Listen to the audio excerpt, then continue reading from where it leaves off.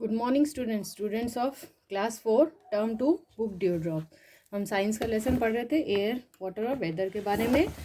आगे कंटिन्यू करेंगे part 3 page number 156। Now condensation evaporation के बारे में पढ़ा है, अब हम कंडेंसेशन के बारे में पढ़ेंगे। When water vapour cools it changes into water drops. तो जब पानी वाटर वेपर ठंडे हो जाते हैं वो वाटर ड्रॉप्स में चेंज हो जाते हैं। The change of water vapour into water bye cooling is called condensation.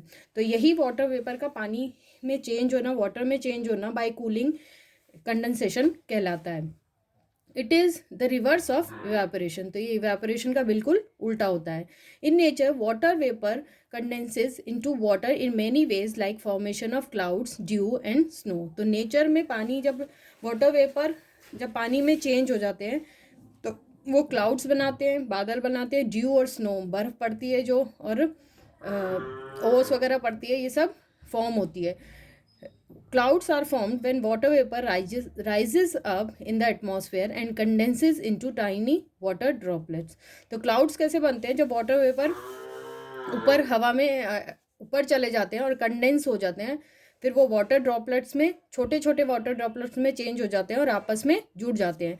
Bigger water droplets in clouds fall down as rain. और सब जब वापस आपस में जुड़ के बड़े वाटर ड्रॉपलेट्स बनाते हैं क्लाउड्स में और वो हैवी होकर रेन लाते हैं। Now hello. Sometimes rain drops grow in size and are then frozen to form hard balls of ice due to the cold atmosphere. These are called hailstorm.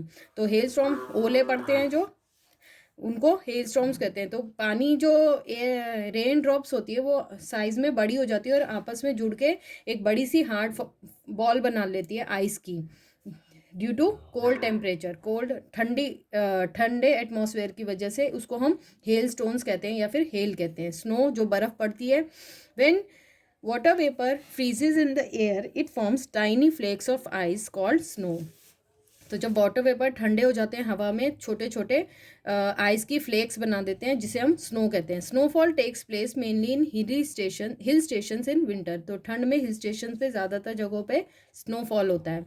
Due. When water vapour in the air condenses to form droplets of cold objects like grass, flower and leaf and window panel and dew is form. तो आपने ठंड के मौसम में दिया होगा घास पे, फूलों पे, पत्तियों पे और कांच पे, खिड़कियों पे ड्यू जम जाती है। पानी बर्फ़ जैसा पानी जैसा जम जाता है वो ड्यू होती है। धुंधला जो पन दिखता है वो।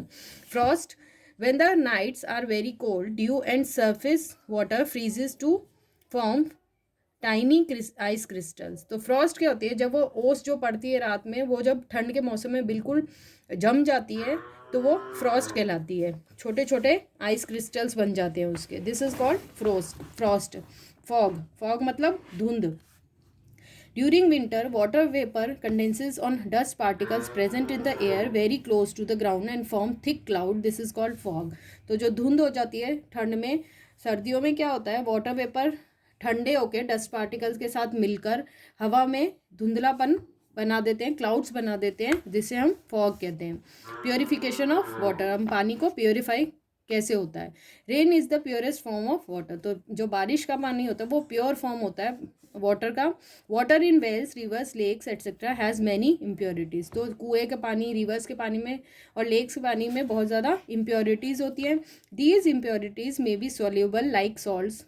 सॉल्यूबल हो सकती है, जैसे नमक, खारा पानी तो होता है जो। Insoluble like mud and sand. और इनसॉल्यूबल जो घुली हुई नहीं होती है मगर उसमें होती है present. May contain disease causing germs. और उनमें बीमारी फैलाने वाले जर्म्स भी हो सकते हैं। So water must be purified before use. इसलिए पानी यूज़ करने से पहले प्योरीफाई करना ज़रूरी है। There are many methods to purify water like boiling, sedimentation and decantation, filtration and chlorination. तो ये कुछ मेथड दिए हुए हैं पानी को प्योरीफाई करने के लिए, जैसे बॉइलिंग, उबालना, sedimentation, decantation, filtration and chlorination. तो इसके बारे में हम आगे पढ़ेंगे। Boiling, this is the simple method to purify water. तो ये बहुत आसान तरीका है। In this method water is boiled at least for 10 minutes. इसमें कम से कम हमें 10 मिनट तक पानी को उबालना होता है। Germs present in water are killed by boiling. तो पानी को 10 मिनट तक इसके जर्म्स मर जाते हैं.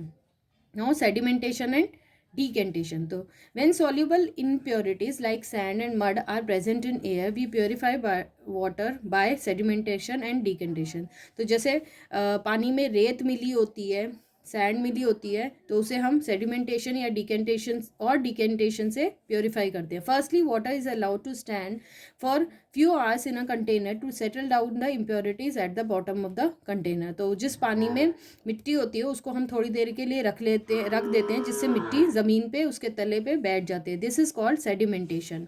After this clear water is poured very gently into another container without disturbing the settle impurities. This is called decantation. और फिर जब पानी में मिट्टी नीचे बैठ जाती है, रेत नीचे बैठ जाती है, तो ऊपर का जो साफ पानी होता है उसे हम बहुत जेंटली, बहुत आराम से, धीरे से दूसरे कंटेनर में ले लेते हैं इस तरह से, जिससे नीचे की जो इम्प्योरिटीज़ है उस पानी में घुल नहीं पाए. उसको हम डिकेंटेशन कहते हैं. This clear water can also contain very impurities and germs. अब ये पानी दिखने में साफ है लेकिन इसमें बहुत सारे जर्म्स और इम्प्योरिटीज़ भी हो सकती है. Now MCQs. When water vapor condenses on dust particle, it forms thick clouds called. तो thick clouds जो बन जाते हैं water vapor dust particle में कंडेंस होके, तो उसे क्या कहते हैं हम?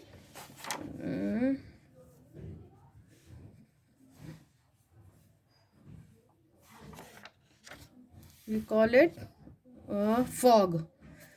Settling down of mud particles eight the bottom of the beaker. जब नीचे पानी में रेत बैठ जाती है तो उसे हम सेडिमेंटेशन करते हैं. तो read this lesson up to this at home.